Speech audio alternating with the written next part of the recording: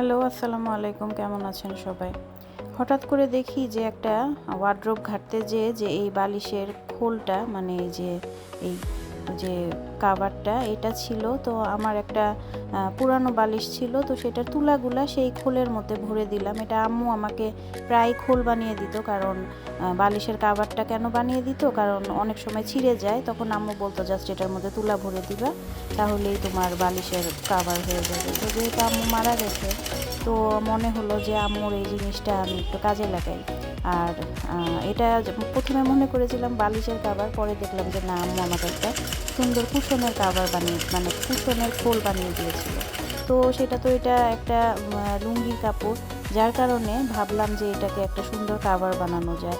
তো আমি কিন্তু সেলাইয়ের কাজ মোটামুটি আম্মুর কাছ থেকেই শিখেছি এবং খুবই কম পারি। আগে আমার ড্রেস আমি বানাতাম, তো এখন আর বানানো হয় না। আগে পা মেশিন আম্মুরটা চালাতাম, এটা আমার হ্যান্ড মেশিন।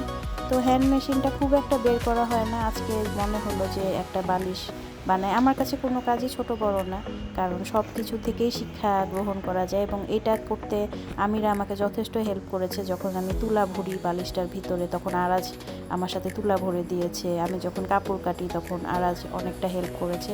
সবগুলা ক্যামেরাতে নেওয়া হয় নাই, বাট এই যে দেখেন কি সুন্দর করে, হ্যাঁ, এই কাপড়টা ছিল আমার বাসায়। এটা আমি গ্রিন এফেক্টের জন্য কিনেছিলাম, তারপরে ভিডিও করার জন্য, যে ভিএফএক্স যে করে, বাট ওইটা এখন আর করি না, লাগে না। তো ভাবলাম যে এটা দিয়ে আমি একটা কুশন কাভার বানাই। তো এই ছিল ছোট্ট একটা বালিশের কুশনের কাভার। সুন্দর হয়েছে না? সবাই জানাবেন আমাকে কেমন হয়েছে।